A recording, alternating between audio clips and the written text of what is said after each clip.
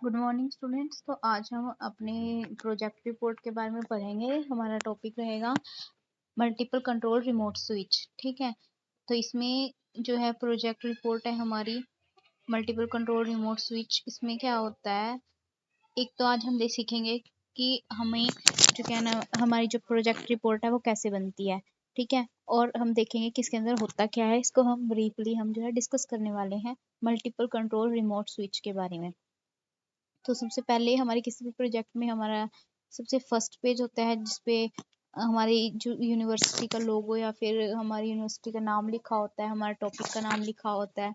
दूसरे पे सर्टिफिकेट होता है हमारा, और थर्ड पे एक्नॉलेजमेंट की जो प्रोजेक्ट बनाने में हमारी हेल्प किस किसने की।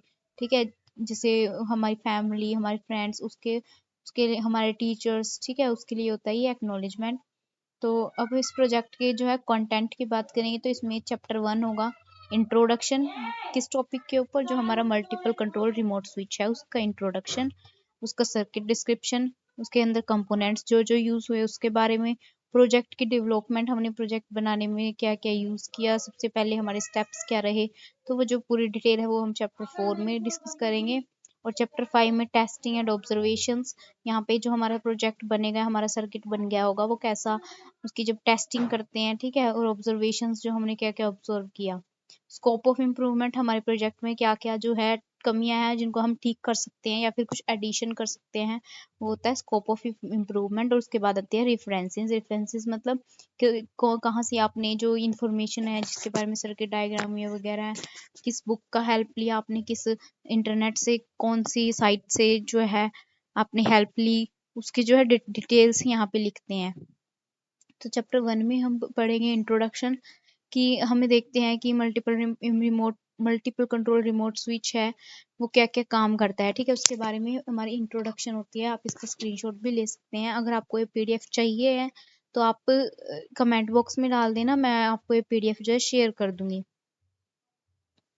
तो इसमें क्या होता है कि सबसे पहले हमारे पास इंट्रोडक्शन, कि मल्टीपल कंट्रोल रिमोट स्विच करता क्या है। ठीक है, ये क्या होता है कि ये जो है बहुत सारे डिवाइसेस को एक साथ यूज कर सकते हैं। हम एक ही रिमोट से बहुत सारे डिवाइसेस यूज कर सकते हैं, जैसे फैन ऑन करना उसी रिमोट से, लाइट्स ऑन करना, टीवी चल जाना, या फिर हमारी वॉशिंग मशीन्स वगैरह।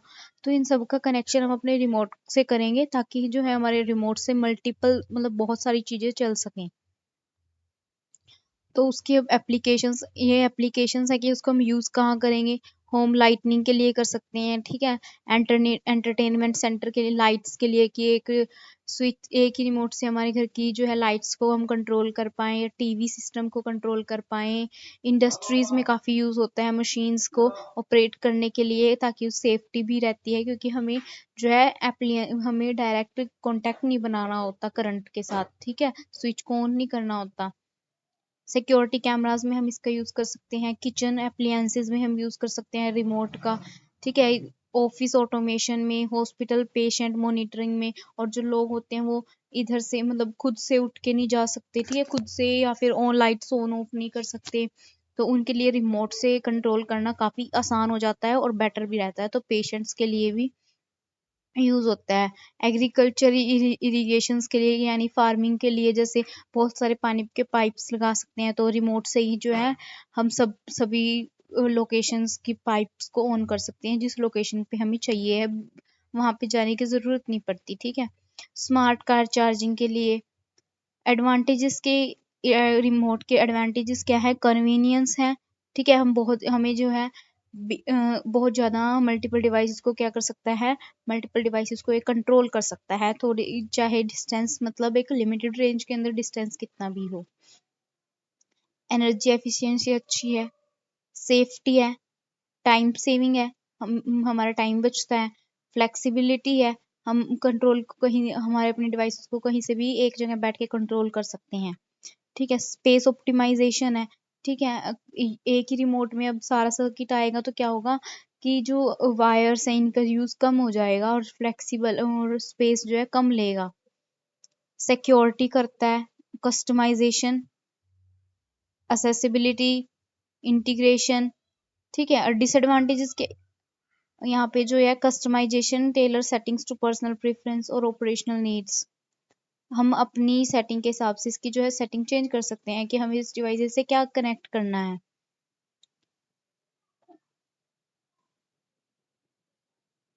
और जो है इंटीग्रेशन कर सकते हैं, यानी हम अपने रिमोट को फ़ोन के साथ भी कनेक्ट कर सकते हैं, ठीक है, अपने होम के साथ भी कनेक्ट कर सकते हैं। डिसएडवांटेज क्या है? पावर डिपेंडेंसी है, इसमें बैटरीज पे रन करता है, ठीक है। इंटरफेरेंस इशू, वायर यहाँ पे जो है इंटरफेरेंस हो सकती है, यानी कि जो क्योंकि वायरलेस सिग्नल है तो डिस्ट्रक्शंस या नॉइस जो है हमारे सर्किट के अंदर आ सकती है। सिक्योरिटी कंसर्न, अगर हम उसको प्रॉपर सिक्योर नहीं रखेंगे तो हमारी सिक्योरिटी सही नहीं चलेगी, ठीक है। कॉम्प्लेक्सिबिलिटी, सेटअप कॉस्ट थोड़ी महंगी हो जाती है क्योंकि ऑफ कोर्स काफ़ी महंगा तो होगा ही। Limited range, dependency on technology. Limited range मतलब सिर्फ एक डिस्टेंस तक ये हमारी डिवाइस को कंट्रोल कर सकता है, उससे ज़्यादा डिस्टेंस पे नहीं करेगा, ठीक है।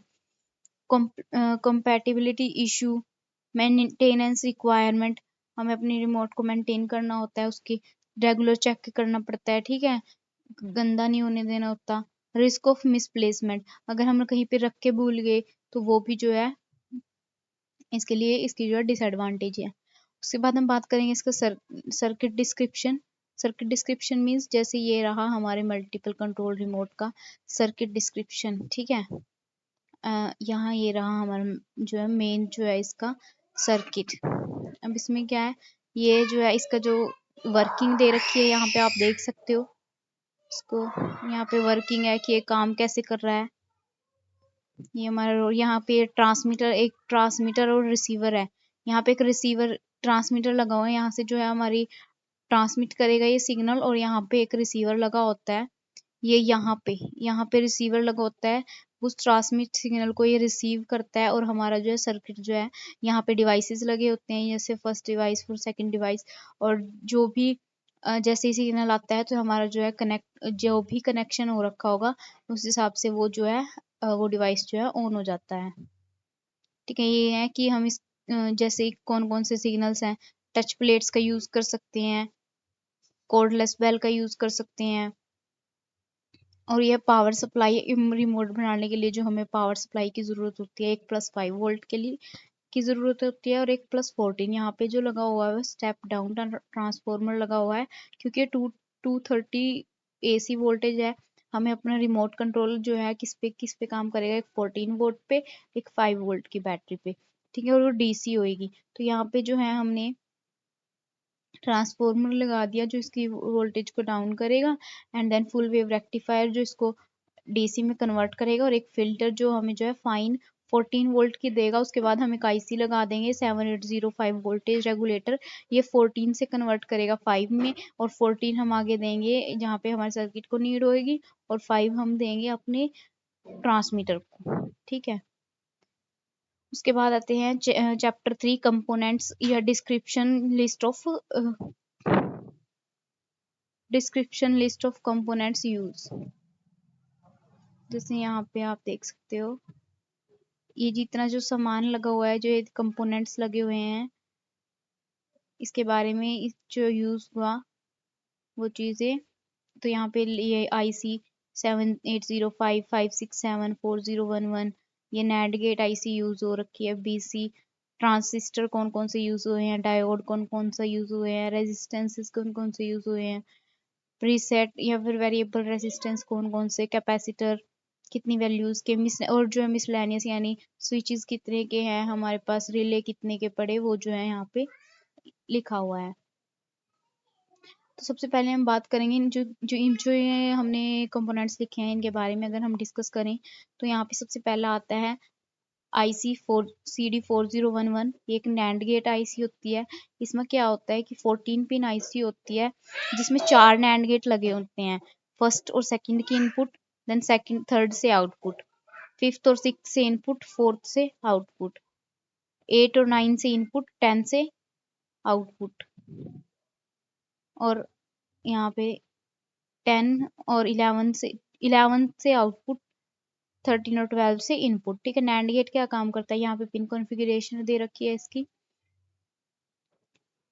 और यहाँ पे दे रखा है कि हम अगर हमारे पास NAND gate CD4011 NAND gate अगर हमारे पास अवेलेबल ना हो तो हम उसकी जगह कौन कौन से जो है यूज़ कर सकते हैं, वो यहाँ पे दे रखा है कौन कौन सी IC यूज़ कर सकते हैं। तो इसमें क्या होता है, जब दो इनपुट लो होती है तो आउटपुट हाई होएगी।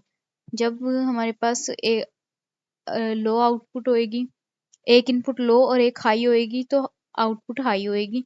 यानी यहाँ पे जब दोनों हाई होएगी तो हमारे पास आउटपुट क्या होगी, लो होगी। ये होता है NAND gate. NAND gate means a mixture of AND और NOT gate is NAND gate. ठीक है, नोट का एन लगा दो एंड के सामने तो ये बन जाएगा नैंड गेट। यहाँ पे एंड गेट का सिंबल ऐसे होता है, नोट का ऐसे, और इन दोनों को मिक्स कर दिया तो हमारे पास कुछ ऐसे बन गया, तो होता है नैंड गेट। यहाँ से ए और बी ऑन कब होते हैं, जब दोनों पे 1 1 होगा, और जब ये ऑन हो जाएगा तो आउटपुट 1, और यहाँ से इसका जो है इनवर्स हो जाएगा, नोट हो जाएगा, तो वो हम आउटपुट क्या मिलेगी, 0। तो इनका ये यूज कहाँ कहाँ पे करते हैं, जब हम सेफ्टी थर्मोस्टेट्स, मल्टीप्लेक्सर। अब हम देखते हैं कि ये जो है कहाँ पे यूज कर सकते हैं हम इनका, जैसे डिजिटल लॉक्स में। ठीक है, कि जो हम लॉक लगाएंगे तभी ये हमारा खुलेगा, लॉक्स में यूज कर सकते हैं। वैसे बहुत ज्यादा हम इनको यूज कर सकते हैं, क्योंकि इनको हम नेट इस यूनिवर्सल गेट भी बोलते हैं, क्योंकि इनसे हम सभी गेट को भी बना सकते हैं। लॉजिक गेट्स बनाने में यूज कर सकते हैं, डिजिटल लॉक बनाने में यूज कर सकते हैं। ठीक है, ट्रांसमीटर और रिसीवर बेस्ड ऑन AV। ठीक है, ट्रांसमीटर और रिसीवर जो हम यहाँ पे यूज कर रहे हैं ऑडियो प्लेयर्स में, AV रिसीवर्स में, जैसे अब हम अपने सर्किट में यूज कर रहे हैं MP3 player, recorder, home theatres, और यूज्ड विद ब्लू रे आईजीज, पर्सनल डिजिटल असिस्टेंट के रूप में हम इनको क्या कर सकते हैं, यूज कर सकते हैं। उसके बाद हम पढ़ते हैं IC NE567 face lock loop IC। इसमें क्या होता है, look up synchronous AC detector, power circuit rate. इसमें क्या होता है कि एक IC होती है, इसमें 8 पिंस होती हैं। First input, second is for loop filtration, first is output filter, second is loop filter, third is input, fourth is for VCC supply, eighth is for output, 7 is for ground, and 6 is for timing capacitor, and 5 is for resistor। जिसके अंदर IC के अंदर क्या लगा होता है, एक face detector, एक VCD और एक फेस डिटेक्टर। ठीक है, अगेन तो ये कैसे काम करता है और ये होता क्या है। ठीक है, ये काम क्या करता है, frequency decoder is highly stable face lock loop with synchronous AM। It is a primary function to drive a load whether sustained frequency within base is present and self-biased input, the bandwidth center and the output delay are independently determined by means of 4 external component। यानी इसमें हम 4 external components हमारे पास मिलते हैं। इसकी working शुरू करते हैं कि जब इनपुट हम अंदर देते हैं तो ये एक saturation transistor to ground switch. The circuit component of I and Q detect voltage control oscillator।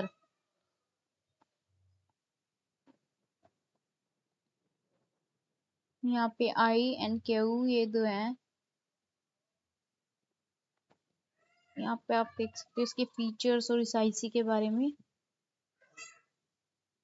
उसके बाद आती है timer IC, 555 timer IC।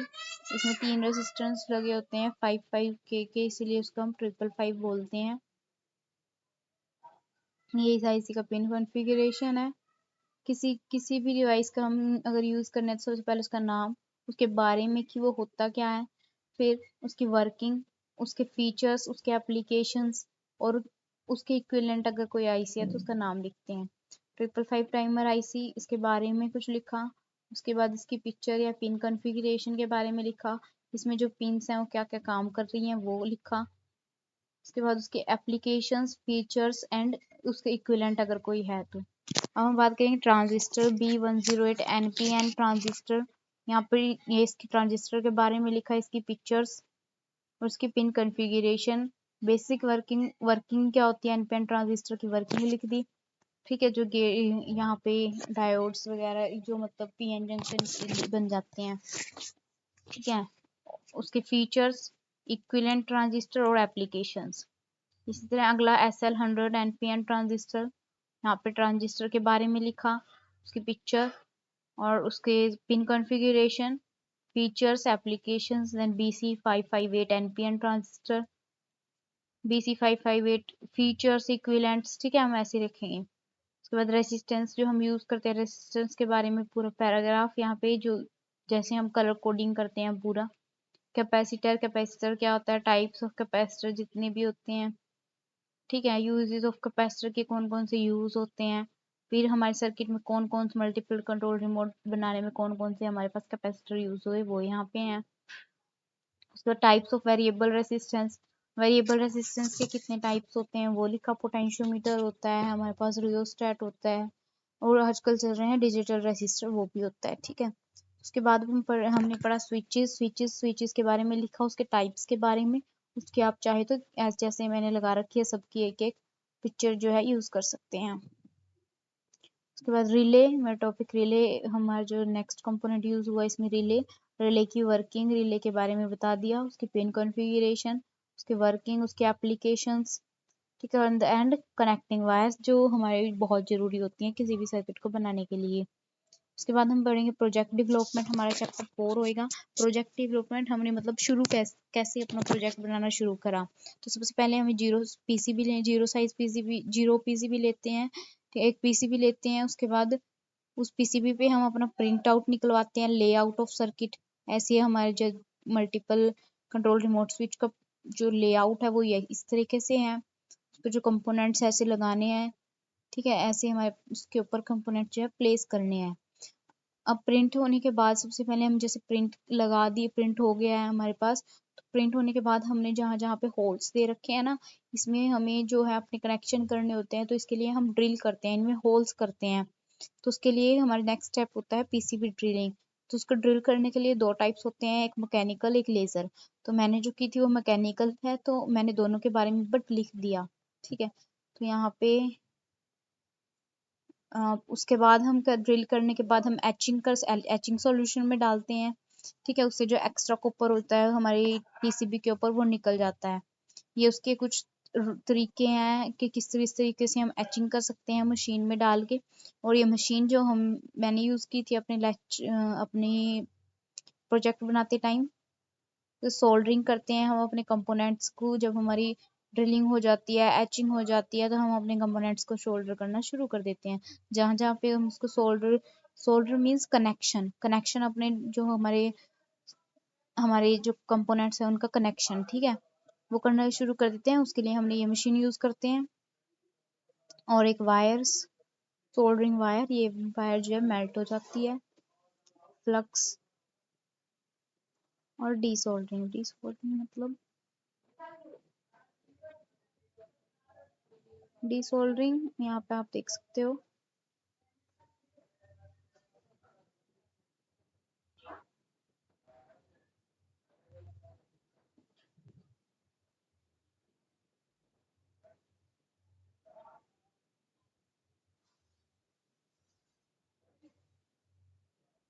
Project testing and observation,